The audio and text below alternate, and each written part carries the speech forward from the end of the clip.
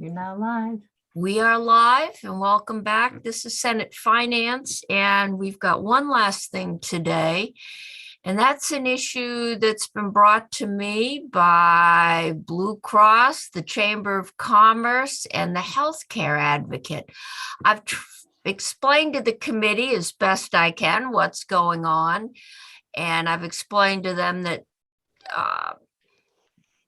because we need to find a vehicle and time really is of the essence of this, that Sandra Kitchell has said she intends to put, I guess we have language from Jen that she will put that on the budget adjustment bill.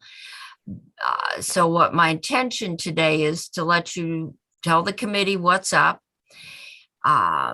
We can look at Jen's language, and then if we vote to approve, we will approve it with the request that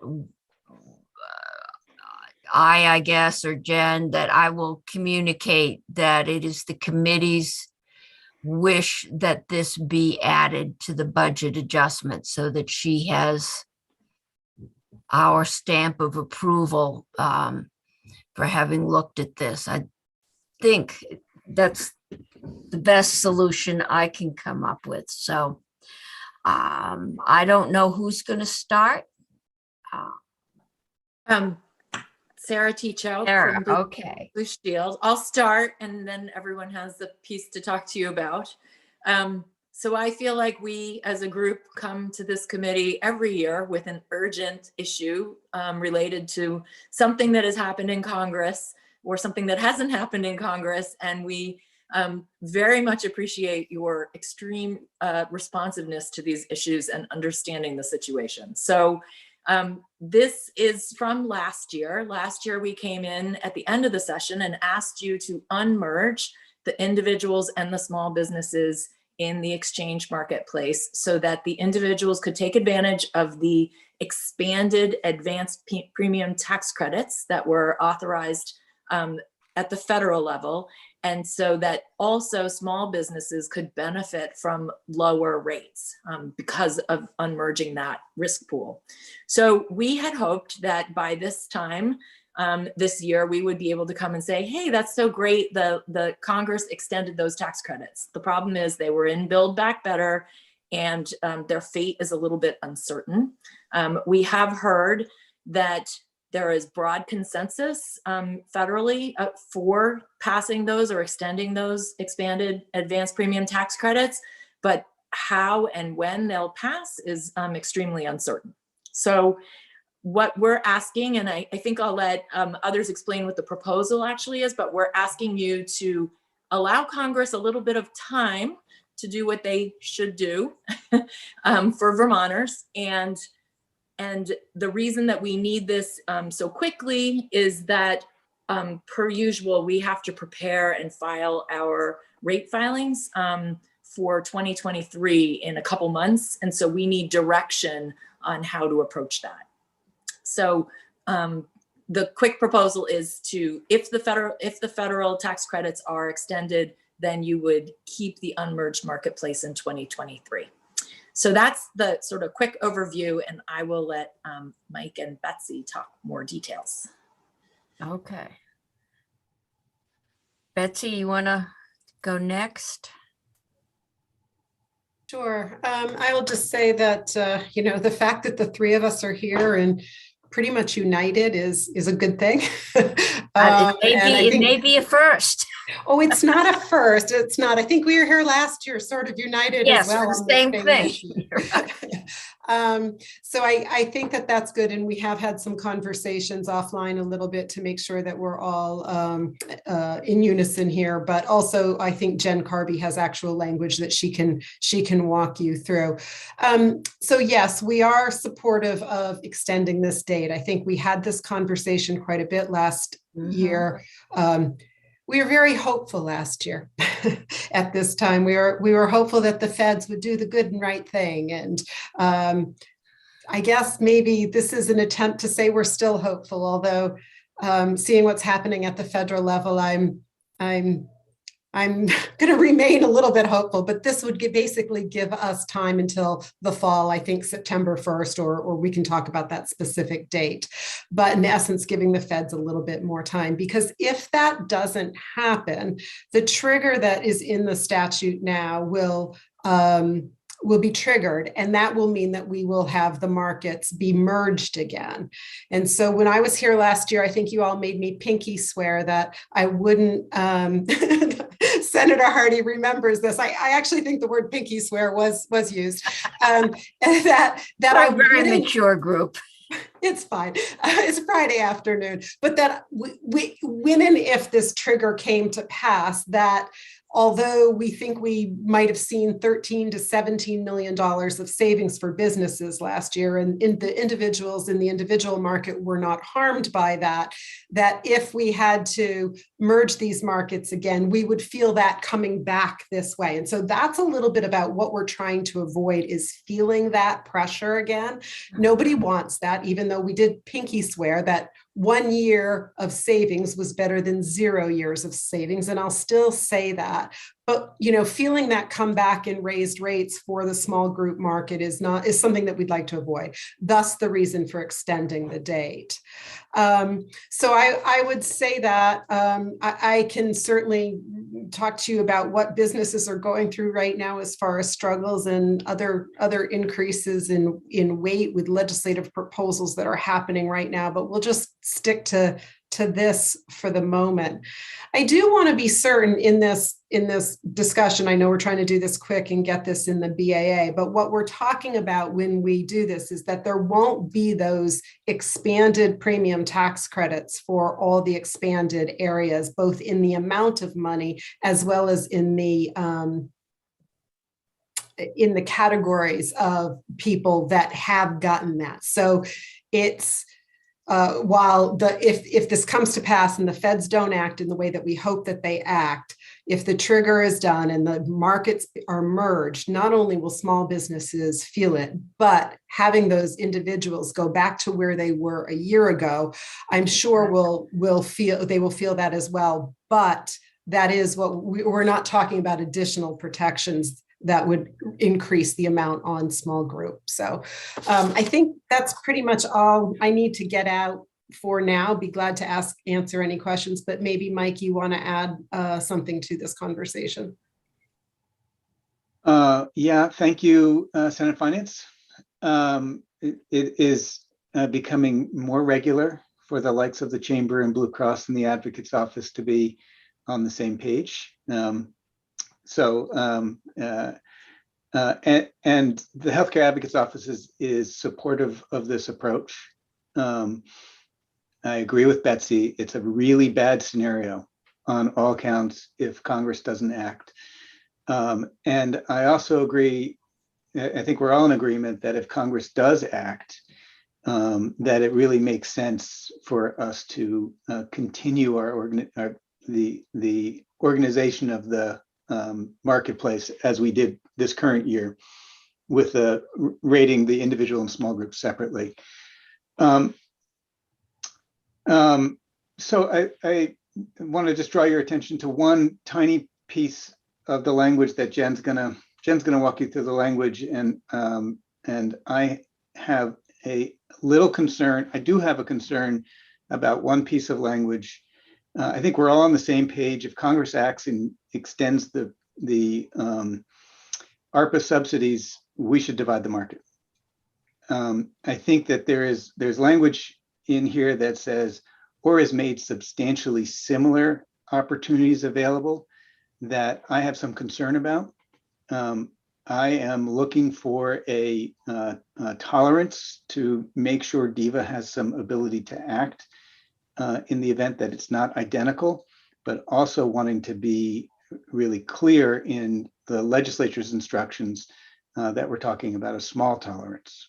So I think it makes sense for Jen to walk through, and if I could get any engagement from the senators on that one point, I would. We're looking for wording. We don't want to be tied to Congress being Congress, having them drop something $10, $5, But if they drop it $5,000, that's a different story.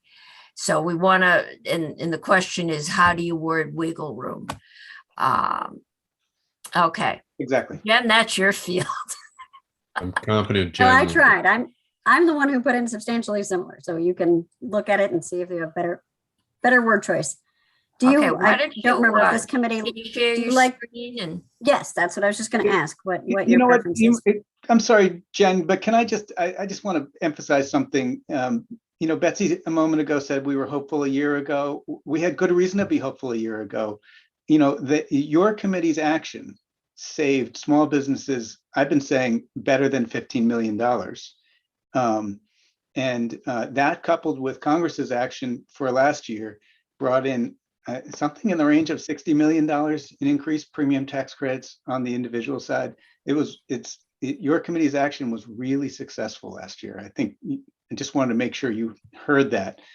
Thank you. Hopefully we can be successful this coming year too. Pat ourselves on the chest, and hopefully they'll help us do that again this year. Okay, so Jen, let's see what we've got. Okay, can you see that language? Yep. Great. So for Okay, the and record, Jen Carvey. no, I can read it without putting everybody off, Okay. so that's good. Okay, I can make it a little bigger if you need it. No, it's the pictures of folks down the side, Okay. but we're good on this one. Great. So Jen Carvey, Office of Legislative Counsel. This is some language, as the chair said, that could be put into Budget Adjustment Act or something else if you so chose. And I modeled it on the language that we used last year. The language that went in last year in Act 25 was just for Plan Year 22. This is just for Plan Year 23. And it gives a purpose. It's a little bit different from last year's to reflect where we are in the unknowing of what's coming. But the purpose of the section is to allow for separate individual and small group health insurance markets for Plan Year 2023 in the event that Congress extends increased opportunities for federal advanced premium tax credits to include Plan Year 2023. And that extension is enacted by September 1st, 2022. So that would be the date by which we would need to know. We still use the same definitions we had last year that base off definitions in the exchange insurance, the individual and small group plan statute in 33 VSA section 1811. Subsection C says, notwithstanding any provision of that statute to the contrary, if the Department of Vermont Health Access, DVHA, determines on or before September 1st, 2022, that Congress has extended the increased opportunities for federal premium assistance originally made available through the American Rescue Plan Act to eligible households purchasing qualified health benefit plans in the individual market to include Plan Year 2023. And then here's the language Mike was talking about, or has made substantially similar opportunities available. Then for Plan Year 2023, a registered carrier shall offer separate health benefit plans to individuals and families in the individual market and to small employers in the small group market. Apply community rating in accordance with the applicable provision to determine the premiums for the carrier's Plan Year 2023 individual market plans separately from the premiums for its small group market plans, and filed premium rates with the Green Mountain Care Board separately for the carrier's individual market and small group market plans. So it's very similar to last year's language, but recognizing that we need a trigger, in this case, DVHA determining that Congress has extended those increased opportunities for federal premium assistance originally made available through ARPA or something substantially similar, and that would trigger the separate plans. Okay. Committee, questions on the base bill then we'll get to the wording. Madam Chair, I don't know if you can see people, so. I can see four of you, but you're not one of them. Okay.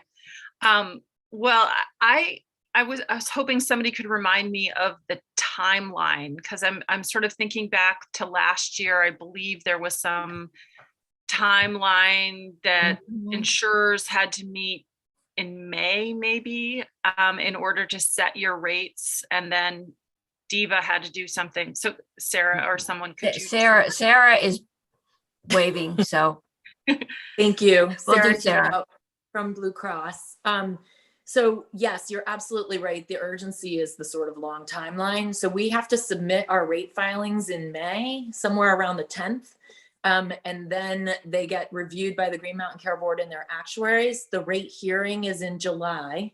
And then the reason we have the trigger of September 1st is because after that date, so the rate hearings in July, the Green Mountain Care Board approves the rates in August. And then really September is when we start inputting and operationalizing everything with Diva. And that's, if it happens after September 1st, that's where it gets much more difficult for Diva to get the system set up, to get the, you know, the materials out to customers, to do all the interchange of information with the federal government. So that's, Okay. that's the urgency now, and then why we have that September 1st date in. Okay, so help me understand, if we did this, which would carry forward basically the work that we did last year, and you would set your rates and Green Mountain Care Board, or you would request your rates and Green Mountain Care Board would approve your rates, what would happen if Congress doesn't act? Would it be too late for you to change your rates? So we're going to submit our rates in a way that the Green Mountain Care Board can analyze all of the factors, and then we'll roll it up either together in a merged market or separate in an unmerged market, depending on what happens. And so it's a little bit like what we were doing last year, but in the reverse. So Okay. it's a little more complicated. And we have to submit information so that the Green Mountain Care Board can analyze it, and it's math to see if the two risk pools would be merged together or unmerged, and they'll review the components separately. I don't know if that's. Yeah, no, that does help. So there's a way to do it that you could go either direction and it would work. It's just math. I like that. And Yes. okay, it's hard math, but it's still math. And I think I think Blue Cross Blue Shield, you're the biggest player, but are the other insurance people on board with this too? They're going to submit their request in the same way, so the math will work out. Okay. You should hear from MVP, but I believe they do support this. Okay, great. Thank you. That's helpful. okay. Senator Pearson, did you have a question? Well, now having looked at the language, I'm curious about Mr. Fisher's concern. I don't know what better to do, but I do agree it's the tighter we can do it, the better. But so I didn't know if it's time to turn to that or at some point. I hope we will. Yeah, no, if no one has any questions about what we're doing and why we're doing it, I think then we can get into wordsmithing, and that substantially similar seems to be the word.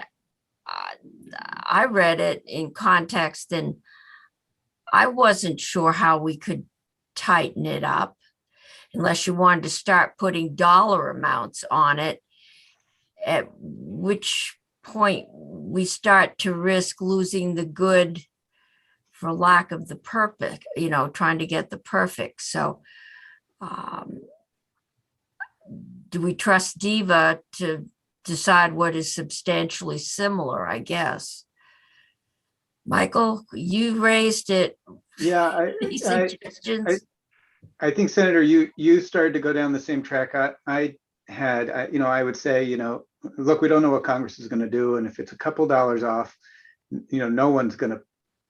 We're all in agreement. But when it starts to be significantly more, and I don't know where that line is, there is a breaking point, and we're not going to be around to be a part of that, or at least the legislature won't be around to be a part of that decision. So, I suppose, and I'm brainstorming here. I mean, you could add tighter language using a term like de minimis or something like that to say, hey, we're talking about a tight range.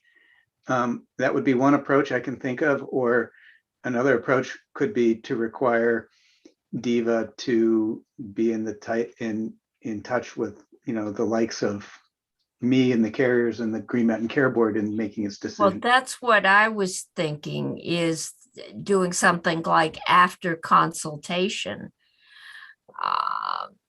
Because, I'm getting a $50 premium this year. Next year, I'm going to get 45. Okay. But I'm going to get 35. Well, is 35 better than paying more? And that may depend on the beholder of that decision. So, the only one I could think of would be after consultation with. Yeah, and I'm not sure, they probably need to consult everybody in the world, right? Like, we'll all be watching this, but I was thinking all of you, but yeah, and I just, I think this is a real, we don't know, right? Like, if they just approve what we've already got, everything's good. But I think there's a long way between what we had and what we have now, which is good. I think, like Michael said, there was a lot of people who benefited, individuals, but also businesses. But in the premium tax credits, there's a lot. So even if they came in, I don't know what halfway looks like, it's going to still be significantly more than what they had before this, but that's going to be certainly more than de minimis. And that's when we start to wonder. that's what I'm. So I do think that if it's substantially similar, de minimis, something like that, I think we all know what we're talking about. But if it is changed by a lot, even if it still feels better than what you had a year ago, I think there's going to have to be a conversation. Yeah. We aren't here, so we're going to have to trust Diva at some point. Because you're right, if it's 50% less, but it's still 50% more than we had, or that we will have, than we had. That's It's when we more have to than do de more math. minimis by most standards, but it's probably better. Yeah, better than they get if we unmerged the market and went back to, but again, markets are markets and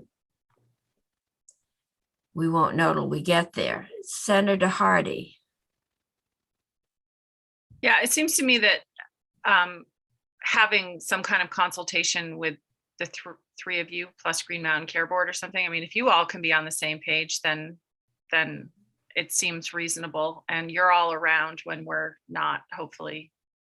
I would feel comfortable with that if you're all willing to do it. Just, it seems to me that you're a representative group, that you're wanting to do the right thing for a whole host of people and organizations.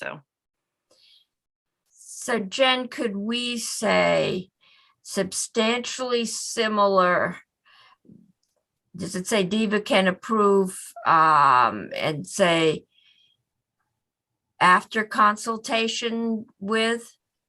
Right. So where I'm thinking, and I can put this back up if that would be easier, where I'm thinking is that it would be if the Department of Vermont Health Access determines after consultation with, and I don't know if you want to literally list organizations, or if you want to say interested stakeholders, and then have the honor before September 1st. I think interested stakeholders. That way, if somebody else pops up and says, wait a second, you guys haven't talked to me, one of the other insurers, another small business group, whatever. Senator Pearson. I guess I'm just wondering, wouldn't it be, I'm fine with this direction, but couldn't we also just sort of say, if Diva finds it to be advantageous to both, like we're sort of quarreling about how good it'll be, but yeah, the difficult math will suggest it's either better or worse, right? So I wonder if we could just could we Give them say that, authority. that both markets would be better off than if they went back to a merged market? I think that's, we're saying, you know, they all might only be 10% better, but that's better. It's 10% to the good. Whereas now they may be 50% to the good. You know, Yeah, Mr. Fisher. I think given look, in all likelihood, Congress is going to act and they're going to do the same thing, or they're not going to act and we're going to be in real trouble on all kinds of levels. But when we start to go down the scenario of who might be better off and what might Congress do, and might they go up to 500% as opposed to 300, you know, whatever, there's too many scenarios and we can't possibly and there would be winners and losers. I'm coming around to believing that the language we have here is substantially similar with consultation. And then, you know, I guess I don't know, you know, probably if Congress did half of the ARPA subsidies, I'd probably oppose it and the chamber would probably be in favor of it, but, you know. And then Diva gets to decide. And we'll cross that path when we get to it, if Yeah. it comes to be that way. Okay. So Jen, you can type that in and Yes, I have it. And do you want me to put it back up so you can do see? we need I to see like it the idea today? of interested parties and not naming people as well. And I think that's between that and the substantially similar. I think it's as good as we're going to get. I don't Putting it think back. it can get much better. All right, so I've just put language in here. I wanted to be clear that the determination had to be by September 1st. So notwithstanding any provision, if DEVA, after consultation with interested stakeholders, determines on or before September 1st that Congress has extended the opportunities or has made substantially similar opportunities available, and then it goes in. I think that's as close as we're going to get. I think that's good, and I wouldn't suggest any change, but I just do want to say out loud that I don't think DEVA needs to consult with us if it's identical. But I think the language is fine. It could be a quick consultation. That's right. We've got notice. Is it okay? Yes. Y'all just share a bottle of champagne and be done. That's right. Okay. Senator Brock, It's evident again that your methodology of having the opposing sides debate in front of us and come to a conclusion on their own without our involvement has been reinforced today. would that it was always this easy. Should We come won't even come go to we should try back this to with rate review. associations. All right, Senator Sirotkin. So I have a question. I think it's for Jen, or anybody can answer it, but it seems like we periodically get these requests and they're time sensitive. And it seems to me that I've always felt that the rate setting process is about as non-nimble as it can be. So things come up after things start, like 8 or 10 months earlier, and there's no flexibility with the board or DEVA or whatever to do things without calling a special session or coming to us.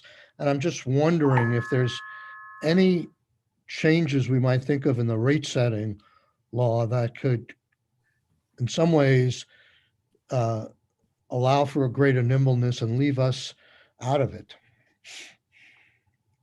Michael. So I'll certainly defer to the people who participate in the process, which is the carriers and the healthcare advocate. I don't believe it is what's in the statutory process itself that creates the timeline. I think it may be some combination of federal requirements and the various administrative procedures, but I don't know if Sarah or Mike has more.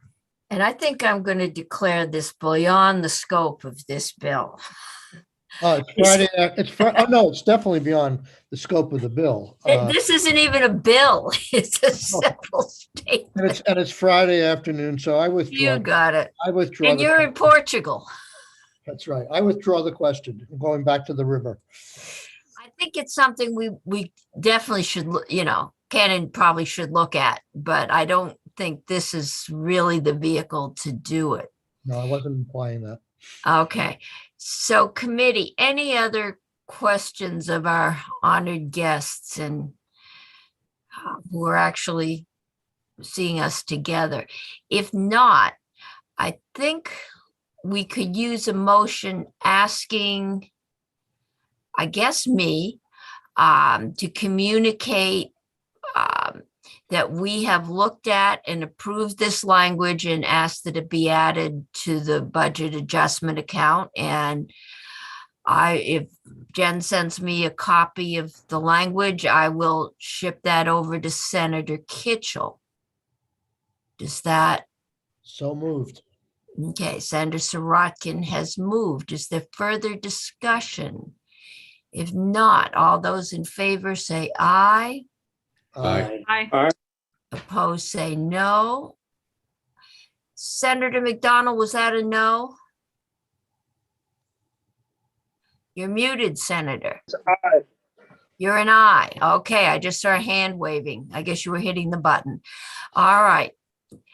Okay, that's 700. I shall communicate that to Senator Kitchell, and hopefully we'll keep grasping on this last straw and hoping we can pull out a good deal for the ratepayers in these two groups. So thank you all. Very much. Thank you.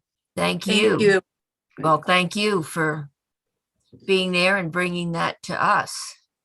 I Yeah. assume all of your national organizations are in touch with Congress about this and doing their best up there. Okay, good luck. If only I could control my national. Yeah, that's a good point, Betsy. I share a name, but that's it.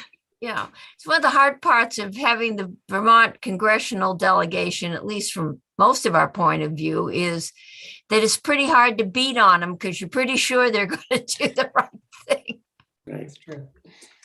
So, okay, so I will get that out. Thank you all. It is Friday. I'm keeping my promise. I got you out by almost 3:30 on Friday, even if you don't have to drive today. Ms. Cummings, this is Faith. Yes, We had put on the agenda a discussion about pupil weights and cost equity grants, but it may be that you're done. that's right. And we did that once before. Right now, we are trying to get the school boards in, and I asked them to have the superintendents, and we asked them if they could send us some superintendents who might be winners and might be losers under, the scenarios, and give us feedback as to what the schools would like or not like between the grants and the weights. And they said they needed to have information on winners and losers before their schools could really talk about what the impact would be on their schools. And somewhere in there, I got an email that said Brad James was presenting it on Friday, only wasn't presenting it to us. And I'm not really willing to let information go until this committee has seen it. That's standard protocol. So we're going to have Brad James in. I've asked them to just have the superintendents that talk to the waiting committee to see if they would talk to us, or giving them the option of putting off coming in until we've heard from Brad, and then we can ship the information to them. I think that was the end result of many emails this morning. But again, this one, unlike Rygate we have to do something with. I can't just tell you, I'm not taking it up again. So I'm still trying to figure out what information, as we go through, as you figure out information you need, let me know. It's pretty hard. It is to wrap your head around, are we going to do weights or, equity payments until you see the results? At least maybe we don't name the schools we look at, but we can see what's, in a sampling what they're like. So Senator Pearson, I saw your hand, and then I saw Senator Harding. And I'm happy to defer to our resident expert. Okay. But I do have some thoughts to share. Nothing Good. urgent. I was just going to say that the task force report has the scenarios fully full printouts for all the school districts in the state with cost equity payments and weights. The weights in there are exactly the weights that we were discussing that are in that table that I provided the committee earlier this week. So you can look and see for all of your school districts how the weights would. And then the cost equity payments that are in there are very, very close. They are the cost equity payment amounts that the JFO backed into, basically. And before we asked Tammy Colby to provide us with her calculation, and they're really, really close. So Okay. that those two scenarios should be able to tell you in general how all the school districts are going. What's different from the report versus what's on the table now is ELL. And that is, again, what we're waiting for education to Right. figure out before we start. But you can look at all the districts in the state. And if any of you have questions and want to call me, I'm happy to walk it through with you and explain it. And We'll Brad walk is it. too. Yeah, we'll walk it through publicly. Yeah, I mean, it's all in the report. And I don't know why the Superintendent's Association, frankly, is balking at it. Jeff Francis should know it's all in the report. I And don't know. they saw that report and came and testified in December and said that they were going to work it through with their association. So I'm not really sure why they haven't. And the superintendents themselves know whether they're from districts that would benefit or not benefit. They all know. So it's I'm not sure they do. it's not a secret for them. And so I'm very confused by why they're hesitating. This morning was confusing, and Jeff Yeah. is usually a very helpful and cooperative witness, at least when I was on Ed, and I've known Jeff since he was on the city council in Montpelier. Yeah. I mean, A I know long time. as an association, it's tough for them to come to a consensus because there Yeah. are so No, many. I different- don't think we're asking them for consensus. I think Yeah. we're just asking for feedback to get a sense of the impact, pro and con, that this would have on schools. I did try and read that chart. I would recommend that you print it out. In order to get it big enough so I could see it on my iPad, I had to follow over 3 screens before I found the impact. And sometimes running your finger along that screen doesn't work real well. So there's probably a better way to do it than that, but it was difficult to read Yeah. just because of the size. Yeah, But we my struggled with intent is that. to print it out, many pages of it. So take a look at that. Senator Pearson. I just, this has been just a swirl of things Yeah. that seem really confusing. And I found Professor Colby's testimony helpful, and I kind of heard this, it wasn't a suggestion. She was very careful to be sort of not Diplomat. partial, but I guess it left me thinking in terms of this categorical aid versus weights, that, and she did say the adjusting the weights is something we can do pretty quickly and does address, however imperfectly, a certain amount of the challenge we have today. And so it left me thinking, well, why don't we do that and settle or move forward with a sketch there. But also I've come to appreciate Senator Hardy and others who sort of are approaching this as a more thorough fix in terms of aid and categorical aid, and that approach that also has a more, I like that it creates maybe a more simple process down the road or simple relationship. And so I wonder if there's a way for us to say, look, there's an urgent need. Let's move forward with some version of the weights that's going to phase in anyway, but also allow, what we heard from Professor Colby anyway was you can't just do the categorical aid today. It has to, there's pieces unfinished. There would be more to do with it. And I wonder if there's a way to kind of keep that discussion going while we remedy or attempt to address some of it. And anyway, that's not a revolutionary thought, but ask for the superintendents.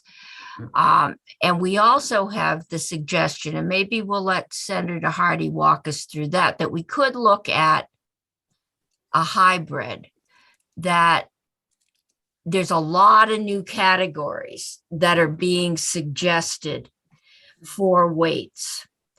And some of them might lend themselves better to categorical aid. And we still have the whole question of pre-K hanging out there. To me, I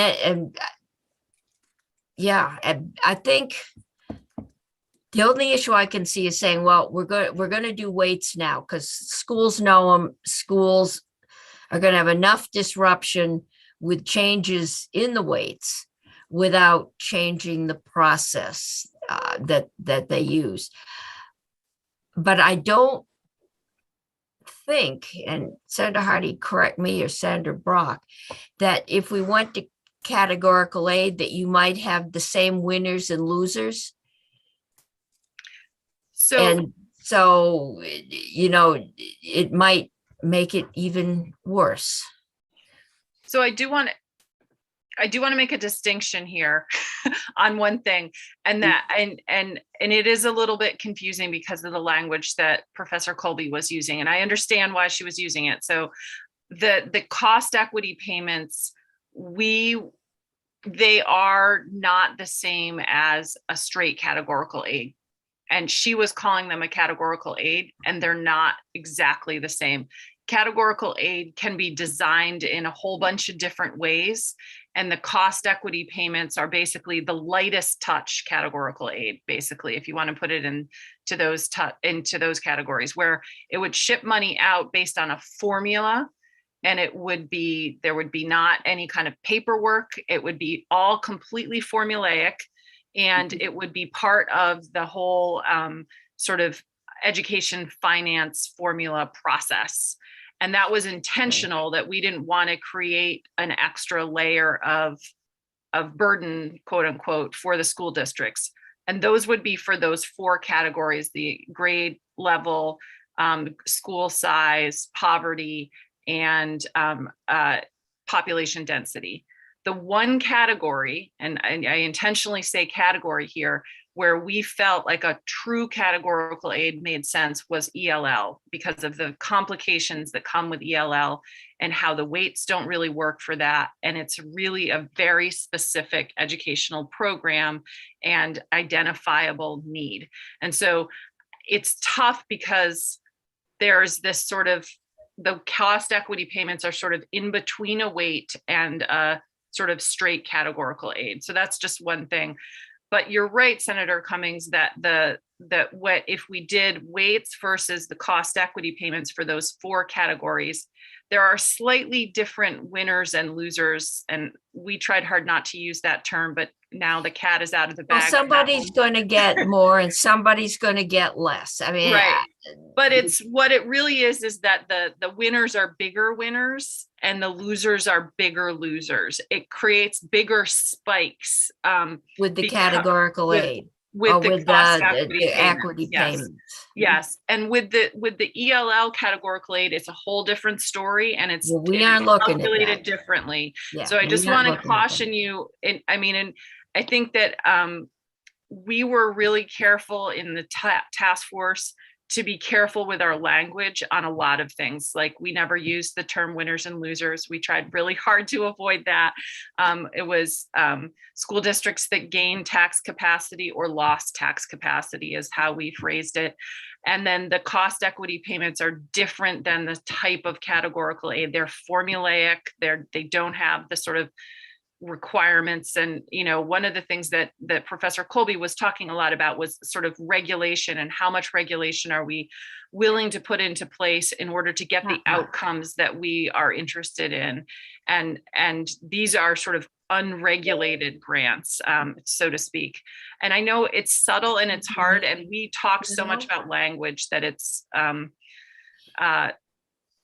we sort of, I don't know, Senator Brock, you can say we trained ourselves to think about it that way, and it's hard to go back. Well, we're trying to catch up in a couple weeks, what took you months, and I know. is the Really simple hard. thing to say that true categorical aid, you probably have to fill out some paperwork to apply. You get it, and then you have to fill out some more paperwork that said, we've done it. We've had, we've got X teachers for English language learners. We've got X classes, they get this, and then they get whatever. Yep. And the categorical aid, if we did it on rurality, how rural you are, you would just have, the department, I assume, would look at some state statistic that says in this section of Orange County, there are fewer than 6 people per mile. And in this section, there's more than 50 people per mile. And we would send you a check based on that. Yeah, so the population density is based on census data, a number of people per square mile, and Brad has that sort of integrated into his formula. And he Okay. can walk you through how he does that. It's similar with the school size, and the small schools have to be in a very rural area, as I've said before. And one of the things that I think makes a difference is that for categorical aid, they literally are for a category. Our current categorical aids are for special education and transportation and small schools. And the categorical aid, and Senator Brock can attest to this as well, that we heard that pretty much everyone hates is the small school categorical aid.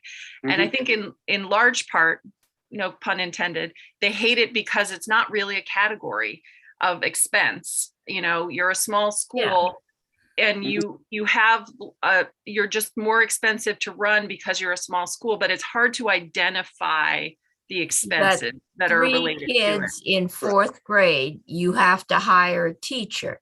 You have 15 kids in 4th grade, you have to hire a teacher. The cost for the teacher is the same, but the cost per pupil is much higher if you've only got 3 students. Right, exactly. So it's harder to identify. And the same with a rural school. There's evidence, and Professor Colby found this in her study, that rural schools are more expensive, in large part because the cost of goods and cost of labor are more expensive in the Northeast Kingdom than in downtown Burlington. But it's hard to sort of like say, this thing, I'm buying this thing that's costing more. And so they're more ambiguous categories, but they do lead to more expensive schools and higher costs. But Peacham and Craftsbury, who are known to be good schools, I'm sure would also be rural schools Yes. and small schools. Yep. And I think the category, and when you're talking about a hybrid, Madam Chair, the category that's sort of in the gray area, at least for me, is poverty. You know, small schools, grade level, and rurality are all these sort of like, You can get that statistically. right, they're just the way that the school is. It's based on the school's location or the school's Right. type. Poverty is sort of a mix, because in some cases it's just more expensive because you're in a poorer community and you have more expenses.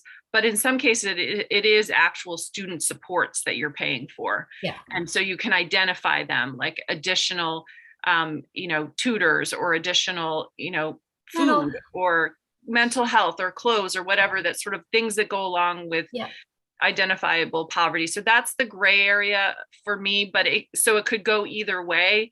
And I think, you know, to Senator Pearson's point of saying, we understand the weights, we're used to the weights.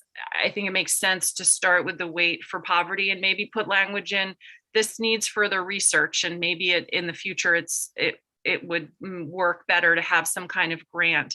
And one of the recommendations of the task force that the Education Committee in the House, I think, is working on is a grant for, what was it, trauma informed, Randy, Senator Brock? I believe that's that- correct.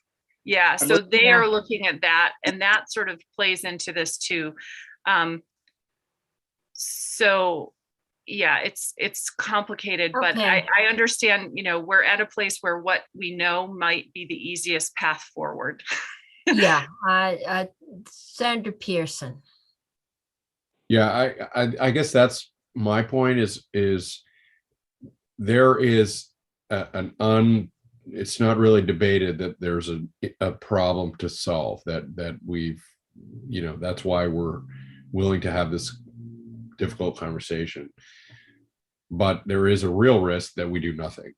And that's so that's where I'm starting to get worried and sort of I don't pretend to understand it, but I can appreciate Senator Hardy saying that, you know, there's better ways to do this. I don't see us doing it in that way in this year. And so I've started to, you know, I like to simplify things and break it down. And that's where I think we ought to start shifting into what can we actually do now? Mhm. And, you know, what I'm trying to suggest is a way that doesn't preclude us taking longer steps in the future, if it's more of a shift towards equity payments. But I do think there's a real need, and I think there's an entirely likely that we do nothing, and that's, both of those are unacceptable to me. Yeah. And that's I think where I'm clearly- starting. Something. I think though that if, for example, the simple approach would be to use would be to use the weighting methodology across the board, and that's, I think, what we heard probably more from the education community than anything else, because again, it's something that people are used to. But at the same time, to in effect put that in place permanently, when there are probably better ways to, if nothing else, to simplify and make this education funding more understandable, I think is a really important thing to do, because people don't tend to want to support things that they can't understand. And right now we've got essentially a Rube Goldberg diagram if we map this out so that people could see what's going on. You know, we haven't touched these things since in this century, and I'm not sure how long in the last century it was. And nobody seems to be able to find any rhyme or reason or logic as to how the weights were set in the first place. Probably on Friday afternoon when everybody was tired. And that is the prime problem we've got. We need to get the way we reimburse schools for the cost, the extra cost of educating certain students up to some kind of a rational system that reflects modern costs. And that's prime. I'm also very sensitive that schools, I don't think they can handle any more stress. And they know weights. And if weights, if we can do that, to sit here and say, well, we haven't looked at these things in 50 years, but we're gonna keep working on them. It's probably ingenuous on our part, because it's painful. Because some schools are going to get more or less, or whatever you want to call them.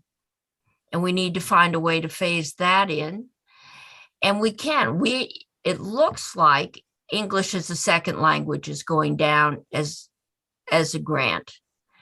And we might want to try one other as our trial balloon, something that's new, so the schools will have to do it anyway, like middle school, that's new, or how rural you are, those are new. And so then the bulk of the money is going to be where it is now. And they at least won't have to deal with the system. And then we'll get a trial balloon as to how well and how simple and understandable the other system is. But the important thing to me is we do something. This has been too long. So Senator Hardy. Thank you, Madam Chair. I mean, I think I said this on Wednesday after Tammy Colby testified, that I think that I want to make sure that we get a bill out of this committee. And I think the easiest thing would be to do the weights for everything except for ELL. I still We're feel not touching strongly that. about that.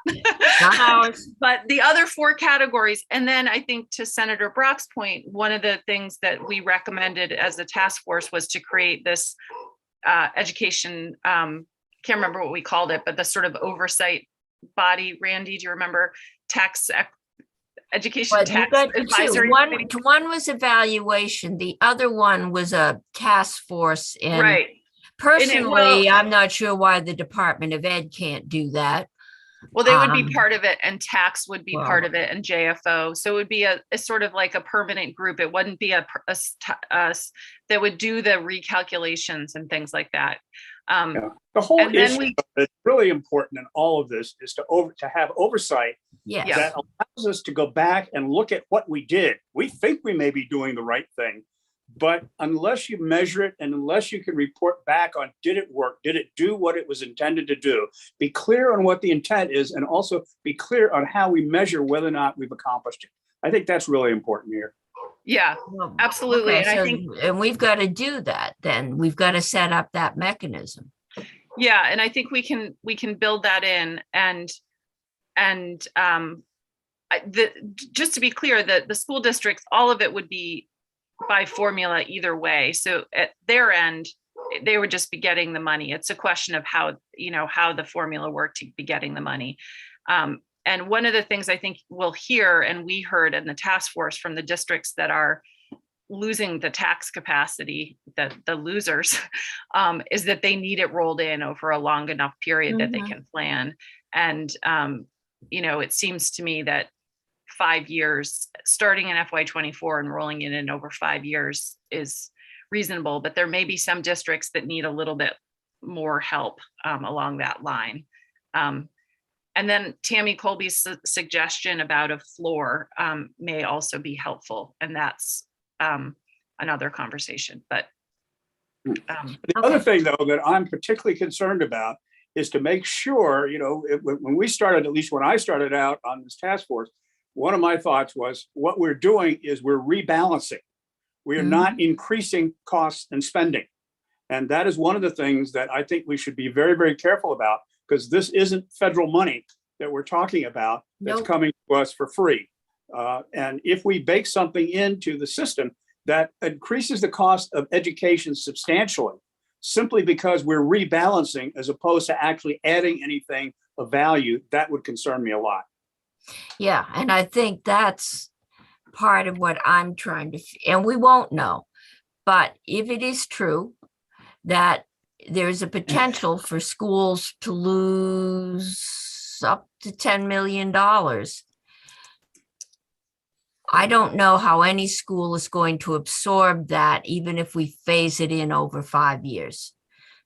Unless, I mean, if they're losing it because they don't have as many poor kids as we've been paying them to have, it's part of their base education program. And it's, unless they can cut out an awful lot of their base education program, that's going to go on the tax rate. I mean, the theory that if, you know, you give in categorical aid, I think works up. It's a general theory, but we haven't done anything this big to test that out. And I think some of it will have to come back into the ed fund. I just don't know how much. And some of it may come out, but it'll probably be the smaller schools. So we'll take a look at that, and we'll talk to, and I gotta find my, all right, I've got all kinds of emails that are popping up. And this is superintendents we should hear from. You haven't, have you posted next week's agenda yet? Yes, I did. Then if I can get out of this week's agenda, I can find it.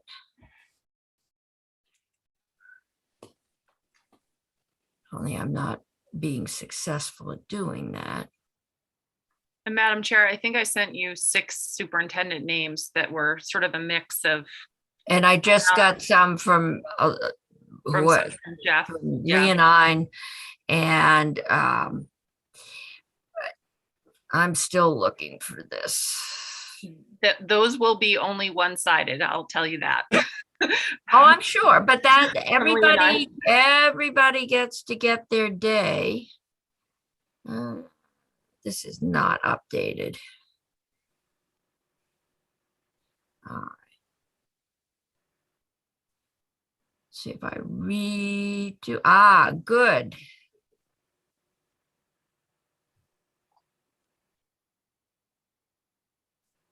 All right, we've got the corporate income tax, which is the other one. Okay, so we've got till Wednesday. We've got Dan French and Brad James.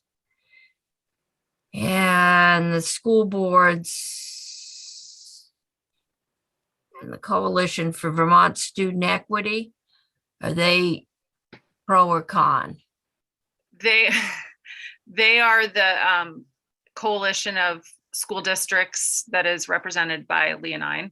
That they are a whole mix of school districts around the state that would benefit from changing the weights. I had that feeling. So these are schools that would benefit. So what we need is to find some representatives of schools that would not benefit. And we may. Yeah, I emailed you a couple names. Yeah, and we will see if we can get them under out here and put them in. And then we've got genetic testing again. Okay, I've got feminine hygiene products on here several times next week, hoping we can again decide if this is a bill that we're going to get out of here. I've got everybody I can think of that come in. And by the end of next week, we're going to have to decide if that bill's a go or no go. And we will get some of the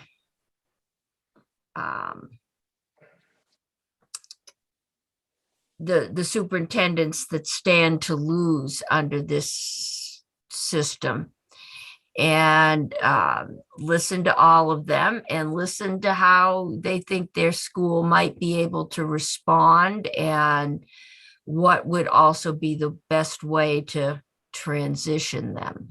Does that work? Okay. All right. So, and I thought, which I told my town meeting the other night, I thought we were leaning towards waiting. It sounds like we are definitely leaning towards waiting, with maybe one or so exceptions, but and I think we're going to be staying with the rates we have. So that means we can look at the docs that are attached to the report, the runs on our own. Okay, good. I don't know who's getting the blizzard this weekend. Senator Brock might be safe. Those of us, no, we don't have anybody. No, Senator Hardy, I don't know. We don't have anybody from the Banana Belt. I think southeastern Vermont, but this is a nor'easter. It's going to do what it's going to do. And we won't know until it gets here. There now, I keep getting pop-up notices that eastern New England is headed for a blizzard. Yeah. But it's snowing in Montpelier, so. I've heard that Boston might get 30 inches, one of those. Whoa, that will bog down even Boston. It's all those snowed in cars that keep you from getting the plows down the street. I lived in New York City the year we had something like a 34-inch snowfall in 1978. And it was fabulous because the whole city sort of came to a stop. People were cross-country skiing everywhere. Everyone who is normally sort of has a mask on of don't look the other person in the eye. Everyone was like friend. It was like a holiday. And then everyone went back to business and being serious. But we had this like super friendly winter carnival for about 3 days. Yeah, my son's, and it was in the 90s, went down to do an internship at the Columbia Journalism Review and got there just as a similar snowfall hit. And it was really nice considering the neighborhood he was in, which was fairly rough. He said, the whole city was shut down and it was a kind of a carnival thing. I was in Boston during the blackout. It was similarly neighbors bouncing around, helping out neighbors, and people directing traffic when the street lights went out, and the trolley